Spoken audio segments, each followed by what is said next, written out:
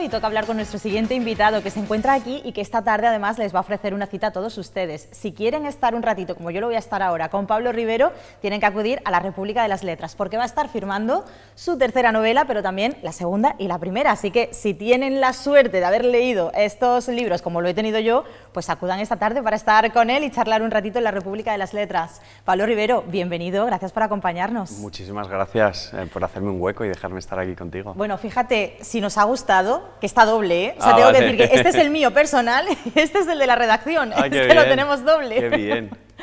Bueno, pues cuéntanos, ¿qué es lo que nos vamos a encontrar en Las niñas que soñaban con ser vistas, que es tu tercera novela? Y luego, si te parece, pues hablamos un poquito de las dos anteriores. Vale. Pero como vienes a promocionar esta, cuéntanos, ¿qué nos vamos a encontrar aquí? Bueno, pues es novela negra, un thriller inquietante que la acción transcurre en Bilbao, principalmente, y en el que el punto de arranque, luego suceden muchas cosas, sí, como sabes, sí, pero el punto de arranque es la desaparición de una niña de 14 años que sueña con ser vista, que en la historia se traduce en que sueña con tener millones de seguidores, sí, aspirar a ser una influencer.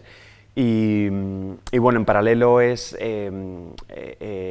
como Pablo, el protagonista, que sí, es un tipo que trabaja en la agencia de publicidad más conocida del país, va de la mano del gran jefe a la fiesta de 30 aniversario, sí, de la agencia, en la que se reúne la gente más poderosa del país.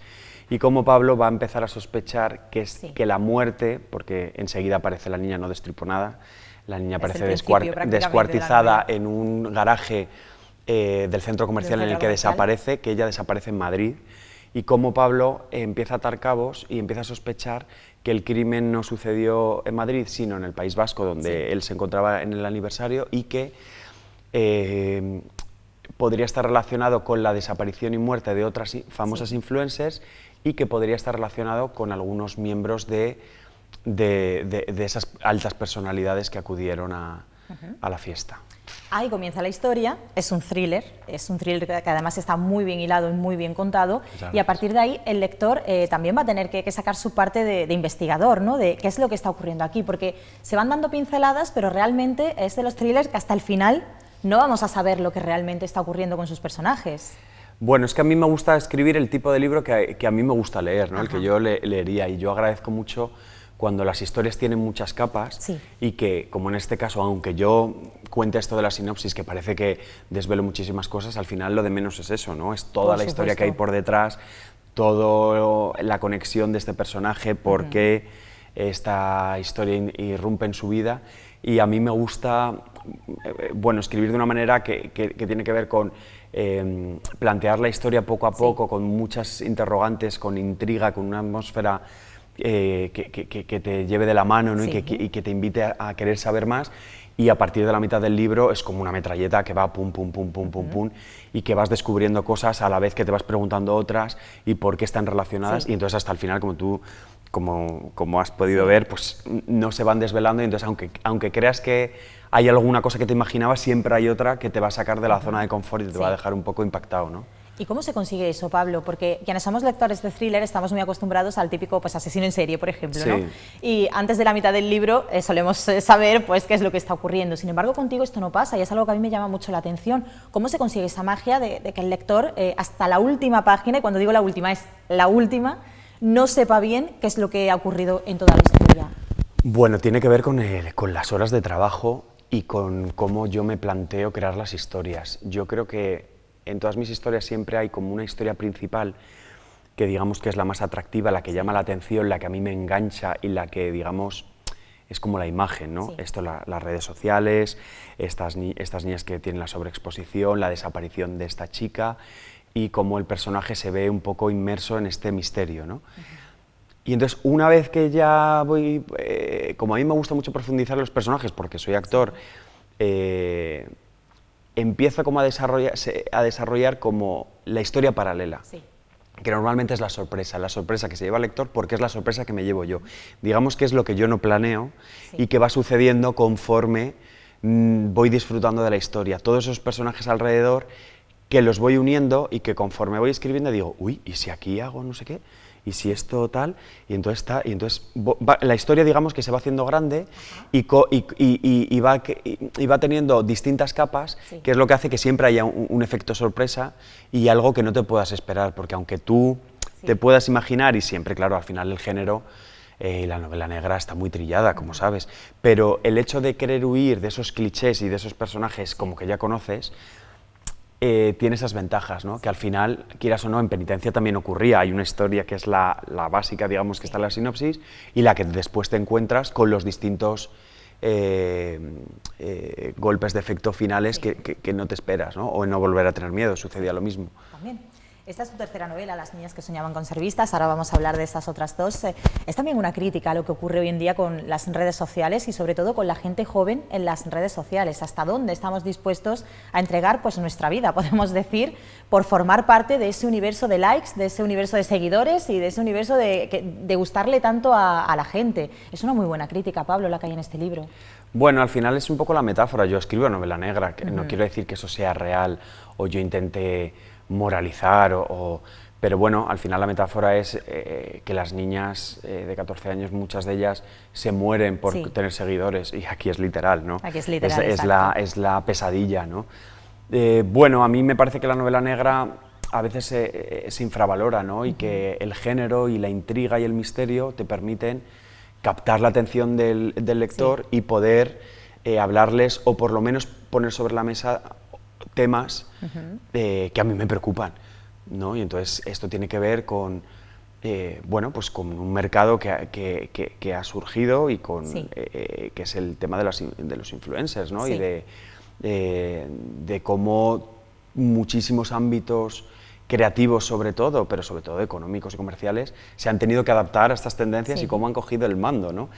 Esto, al que le funciona y le va bien y puede vivir de esto, tiene mucho poder y es maravilloso, pero ¿qué pasa con toda esa juventud que luego nunca lo consigue? Que ¿no? Es la mayoría, además. Claro, y que está dispuesto y que al final se le está dando una pauta y un modelo de éxito y que se desviven, ¿no? Por proyectar esa felicidad y sueñan con que esas marcas se fijen en ellos para invertir dinero y poder vivir de eso y sobre todo para que de cara a la galería hayan triunfado, ¿no?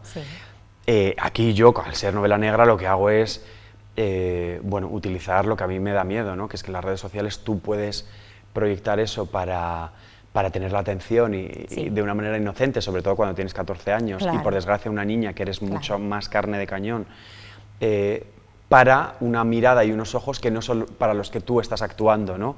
Es quién ve tus redes sociales cuando son públicas. A lo mejor tú quieres proyectarlo en el chaval mayor que quieres que se fije en ti, o en esas marcas, o en ese éxito, o en tu familia, o de puertas hacia afuera, pero no sabes que muchas veces a lo mejor hay unos ojos que te están mirando con otro tipo de intenciones, ¿no? Que cuando tienes 14 años ni te puedes imaginar, y que yo aquí lo resumo muy bien. Creo que el libro es cuando se juntan las ansias de ser visto con la perversión moral, ¿no? Que por desgracia también existe. Por supuesto. Otro aspecto que para mí es muy importante, que creo que lo tenemos que señalar en esta novela, es que hilas perfectamente con las dos anteriores. Además son dos historias bastante diferentes, la primera de la segunda, y sin embargo las dos se quedan reflejadas en esta. Una un poquito más que otra, yo no voy a hacer ningún tipo de spoiler, creo de verdad, y esto lo digo fervientemente, que tienen que leer los 3 libros de Pablo Ribero porque son 3 obras maravillosas, especialmente Penitencia. ¿Cómo se consigue eso también? ¿Cómo has hilado de esa manera para conseguir que personajes de las otras 2 historias estén presentes en esta? ¿Cómo se hace? Bueno, pues al final tiene que ver con el divertirme, con disfrutar y con los guiños a los lectores, ¿no? Tengo la suerte de que voy consiguiendo eso que a mí me parecía un sueño y que me parece un sueño, que es, yo siempre he esperado el siguiente libro de los autores que me gustan, y entonces poco a poco voy recibiendo mensajes y por lectores, o mira, el caso, en tu caso, ¿no? Lo que me has dicho, como de que estáis esperando la siguiente historia, entonces yo no me gustan las segundas partes, esto no es o sea, tú puedes leer independientemente, este libro tú lo puedes leer independientemente, no hace falta que nadie haya leído las anteriores, pero hay una serie de personajes que me sirven de vehículo para contar otras historias y que hay algunos lectores que los podrán identificar. Y esto tiene que ver con una cosa que a mí, o sea, que mantengo en mis 3 libros, que es yo respondo todos los interrogantes principales, sí, las intrigas y lo que yo planteo, sí, no hay efectos, ni hay trucos, ni tomo el pelo al lector, pero siempre hay algo de la personalidad, algún matiz que se queda abierto, porque creo que en la vida nada es blanco o negro, ¿no? Y las personalidades, o tú tomas una decisión y siempre, si tuvieras que echar la vista atrás y resumir una experiencia, a veces no podrías concluirla, ¿no? Y decir, bueno, pues esto fue así y yo acabé genial. Dices, bueno, o a lo mejor esto falló, ¿no? A lo mejor con el tiempo esto que yo pensaba, ¿no? Entonces eso me gusta, como en algún personaje, dejar algo abierto y digamos que es un regalo que me hago a mí y que hago a mis lectores de, oye, este personaje que tú pensabas y que tú me pedías, ¿cómo continúa, no? En el caso de No volver a tener miedo, pues de repente en este tercero te regalo datos o la progresión de ese personaje. Pero repito que no hace falta haberlos leído y que se pueden leer en desorden, pero el de manera completamente independiente, y exacto. Demás. De hecho, yo leí primero Penitencia. Claro, tengo que decirte que a mí me ganaste con Penitencia y ya a partir de ahí pues ya dije, bueno, pues tengo que continuar también hasta que ha llegado Las niñas que soñaban con ser vistas, que es ahora mismo pues el que tú estás presentando. Pablo, hablando de redes sociales, ¿cómo las trabajas tú también? Porque yo tengo que decirte que a mí me sorprendió cuando yo hago mi reseña. Yo pues comparto lo que leo en redes sociales, hago mi reseña, digo que es el mejor libro que he leído en lo que va de año y he leído mucho en lo que a Penitencia se refiere y recibo tus gracias. Y digo, pero bueno, se ha molestado el autor en darme las gracias porque yo he leído su libro, a mí eso me sorprendió mucho, no es lo habitual. Jo, pero que menos, ¿no? No es lo habitual, fíjate. ¿No es lo habitual? No, no es lo habitual y te lo digo yo que leo mucho. Pues es que para mí es un premio, es que yo siempre digo que al final el contacto con los lectores a mí me da una energía. Mira, Penitencia, el giro grande, se me ocurrió, yo venía trabajando mucho tiempo en la historia principal de este actor que lleva 20 años interpretando un asesino en serie, huye de un personaje y la realidad supera la ficción y le pone contra las cuerdas, ¿no? Y casi le hace convertirse en él. La historia que luego descubres, que es lo gordo, eso se me ocurrió volviendo de firmas en Alicante. Porque se crea una energía, yo vengo contigo, tú me cuentas, me ha parecido esto, por eso, si te has fijado, yo te pregunto, ¿cuál te ha gustado más? ¿Qué tal? Me lo has preguntado antes, Pues porque al final, si no, el concepto de... O sea, yo escribo, por suerte, tengo libertad y escribo sobre lo que me gusta, pero esto es una comunión y yo leo mucho, entonces me interesa, pues lo que tú dices, sorprender, saber y testear si lo que yo creo, no quedarme mirándome el culo, sino que al final yo escribo para que la gente disfrute, ¿no? Y es el mejor premio. Entonces, igual que yo interpreto y lo que quiero es que ese director se quede contento y satisfecho, pues yo también quiero que mis lectores, entonces, que a mí alguien haya leído, o sea, tú vas a una librería y hay tantísimos libros, es tan difícil vender un libro. ¿Cierto? Es que yo llego y digo, ¿cuál me compro? Si tengo tantos, entonces que alguien elija tu libro, eso vamos, es impagable.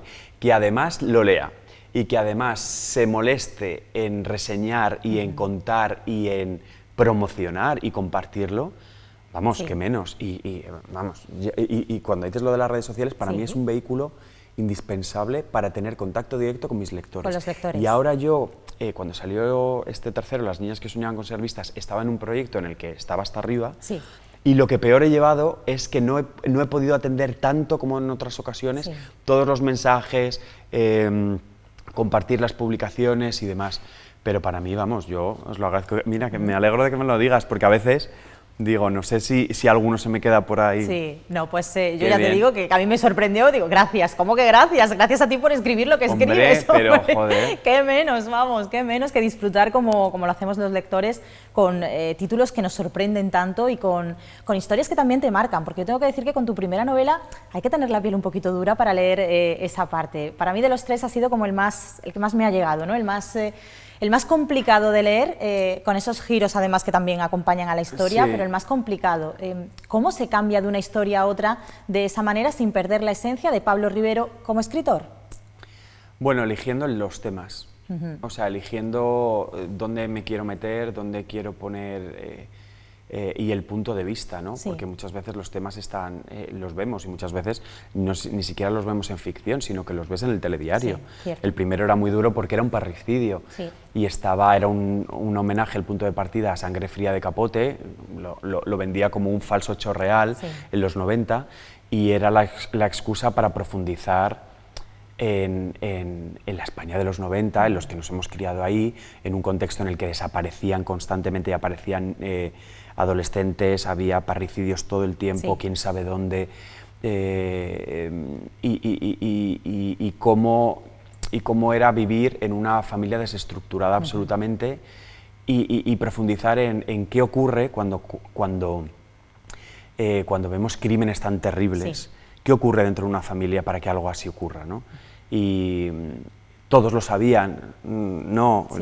Hasta dónde se pasa, ¿no? Socialmente, luego parece que impacta, pero hay que bucear, ¿no? Y por eso era muy dura. Entonces, yo creo que al final Penitencia puse el foco, creo que esa era tan dura, que Penitencia me lo llevé al otro extremo, ¿no?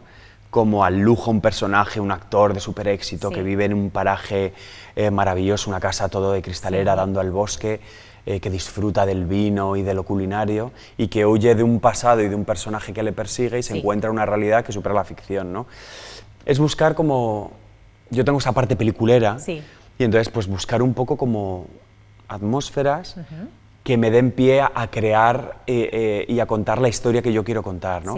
En Las niñas que soñaban con ser vistas transcurre en Bilbao, porque es una ciudad muy tradicional, pero a la vez es muy moderna y se está modernizando mucho, la Torre Iberdrola, el Guggenheim, esta escultura de la araña Mama, ¿no? Y todo lo que hay detrás, todos los palacetes de estilo casi inglés, ¿no? Que dan pie a que una novela negra tenga un contexto muy a favor del misterio que quiero crear, ¿no? Al final, no sé, o sea, yo lo consigo eligiendo un tema y un contexto que me ayude a que te sea atractivo y a querer seguir leyendo, ¿no? Yo quiero seguir leyendo. ¿Para cuándo la cuarta? Pues mira, he empezado ayer. Dime que pronto, ayer he empezado. Tenía muchísimo trabajado. O sea, yo mi método de trabajo es que normalmente, como estoy mucho tiempo, la mayor parte del tiempo del año, trabajando en Cuéntame cómo pasó, y en teatro y demás, me suelo alternar el tiempo con las correcciones del libro que estoy corrigiendo, y en el tiempo libre leo mucho, veo muchos documentales, veo mucho género, y hago el trabajo previo de desarrollar tramas, personajes, sobre qué quiero escribir, investigar y demás. Y entonces, en cuanto puedo y tengo libre y para el rodaje, me pongo para avanzar todo lo que pueda, ¿no?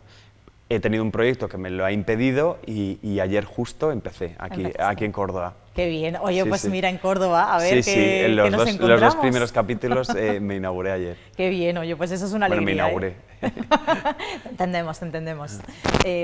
¿Cuánto hay de ti en cada uno de los personajes de las novelas? Porque claro, tú vienes del mundo de actuar, del mundo pues, del cine, la televisión, el teatro, que por cierto mi compañero Raúl Díaz me ha dicho que enhorabuena por una experiencia que tuvo fantástica en Madrid contigo y con Dafne Fernández. ¿Ah, sí? ¿Ah, lo vio? No, exactamente, él estuvo en las noches allí, de la suite. De la suite, exactamente. Pues él estuvo allí con su mujer y me lo ha dicho. Dice, dile que enhorabuena, que disfruté muchísimo. Así que yo te dejo ahí el mensaje también. Es que eso, para el que no lo sepa, era una obra de teatro que dirigía Pepa Rus, que era una de las actrices de Aída, muy en comedia, muy alta, muy arriba, y era hacer una obra delante de 70 personas, un poco menos, a 3 metros, o sea, todo en una habitación, una suite muy grande, y entonces, claro, era tener al público muy cerca, ¿no? Y ha sido un entrenamiento maravilloso. Pues él salió encantado, que lo qué bien, su mujer qué bien, y me la sí, dicho, yo confío en que yo había vivido la experiencia.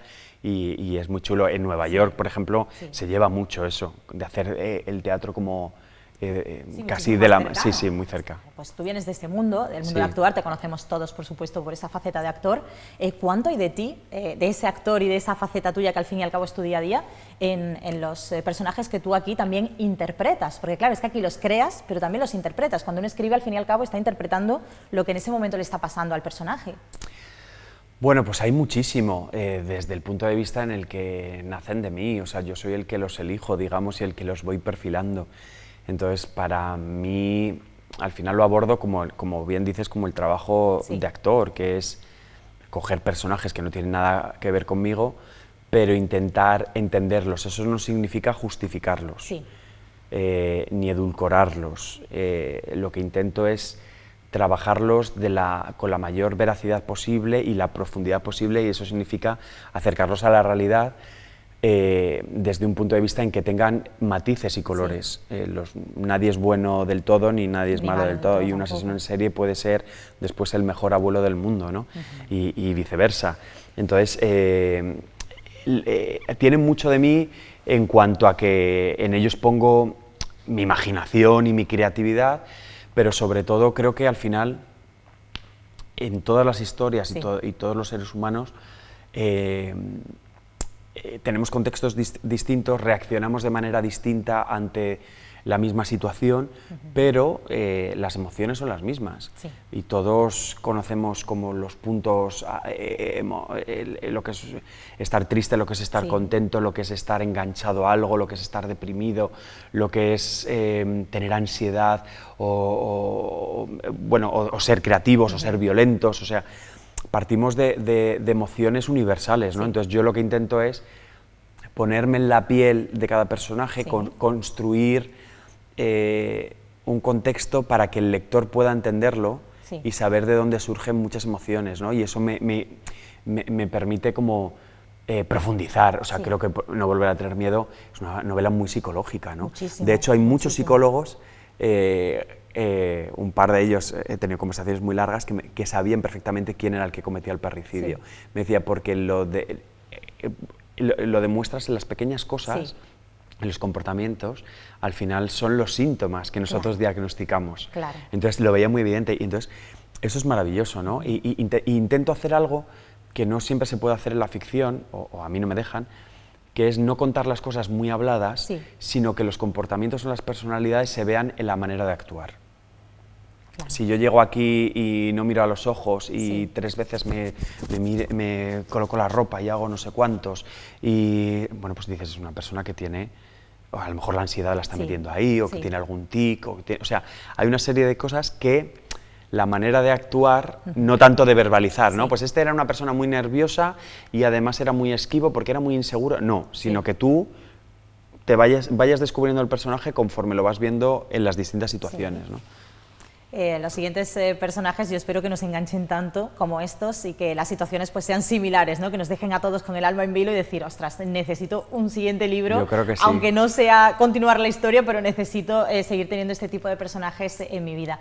Las descripciones son maravillosas. Tengo que decirte que yo me he perdido en ese bosque, que he paseado por esa casa, que me he sentado delante de esa cristalera, que he tomado el sol en esa terraza. Has pasado miedo. He pasado muchísimo miedo. Es que es curioso, porque en Penitencia yo no tenía ese ímpetu de hacer una novela de terror, ni mucho menos. Y ansiedad, aparte de miedo, ansiedad. O sea, ese momento, por ejemplo, cuando va a abrir la puerta, que sabe que hay algo detrás, no puede abrir la puerta, y decía, que estoy nerviosa yo, que no puedo abrir la puerta. Mi modelo era Hitchcock, yo pensaba en Rebeca y en todos esos libros en los que tienes, los que había una presencia, algo, una figura que movía los hilos de todo y que tenía el personaje sin respiración, pero no tanto en terror. Y todo el mundo me lo decía, digo, es curioso, ¿no? Por eso me viene muy bien saber... Es así, la verdad que es un libro que hay que leer sí o sí. Yo te doy la enhorabuena por las 3 novelas, pero especialmente por Penitencia. Para mí ha marcado un antes y un después a la hora de leer thriller, que lo sepas, y has dejado el nivel muy muy alto, así que a ver este verano ahora con qué me entretengo yo después de haber leído Penitencia. Puedes releer. Mira, yo invito, y esto es muy pedante, o sea, no quiero decir, no es autobombo, pero como son capítulos cortos, yo te invito a que cuando tengas una historia fresca a mirar alguno, porque aquí, por ejemplo, las conversaciones que tiene con el señor Urdanegui, el gran jefe, una vez que sabes toda la historia, las disfrutas mucho más. Están en los otros personajes y tal, todo el rato está desde el principio, está anticipado, están los matices en los objetos, en el... Entonces, bueno, si te han gustado tanto, mira, no te digo que te leas el libro, pero te miras un capitulillo y te entretienes. Mucho. Además, creo que todos los personajes están muy, muy bien hechos y eso es algo que al lector también agradecemos, el poder verlos y sentirlos, ¿no? Ya no solamente la parte física, que no te digan, bueno, pues es alto, moreno y con los ojos marrones, no, sino esa parte psicológica, ¿no? Que yo creo que es lo que termina enganchando y haciendo que nos caigan bien o nos caigan mal. Y tus malos a mí me caen bien, no sé por qué, pero a mí tus malos me caen bien. Y hay gente que los buenos les caen mal. Les caen mal, John, por ejemplo, le parece vanidoso, pero claro, tenía que retratar a un actor de súper éxito que piensa y que está convencido de que todo gira en torno a él. Efectivamente. Entonces, para mí eso es lo bueno, que que tengan tantos matices que tú puedas engancharte a algo. Y que tú, un personaje, digas tal, pero dices, menudo cabrón, ¿no? El bueno en algún momento, ¿no? Porque todos en la vida a veces actuamos por supuesto. Interesadamente y desinteresadamente, También. ¿no? Entonces, eso yo creo que los hace reales. Sí. Pues para ir terminando la entrevista, Pablo, ¿hay alguna pregunta que nunca te hayan hecho y que te gustaría que te pusiesen sobre la mesa para hacértela yo, claro? O sea, yo aprovecho. ¿Hay algo que nunca hayas contado porque no te lo han preguntado? No, yo creo que no. Hombre, hay muchas cosas que no cuento y que prefiero que no me las pregunten. Que no te las pregunten, ¿no? Sí, yo soy muy celoso de mi vida privada, o sea que, por suerte, hay muchísimas cosas que no me preguntan. Pero no. ¿No? Algo sobre tus novelas, que digas, oye, pues nunca he dicho esto, que yo quería contar esto y no me lo preguntan. ¿Por qué no me preguntan esto? No, porque tú las has leído y entonces se nota mucho, pues por ejemplo, la conexión entre los otros libros. No todo el mundo lo entiende, porque a lo mejor han leído solo uno. Sí. Entonces, vamos, estoy más que satisfecho. Bueno, pues entonces nada, tuve pensándolo y esa pregunta genial para ganar el Pulitzer te la tengo que hacer yo, ¿vale? La tengo que hacer yo.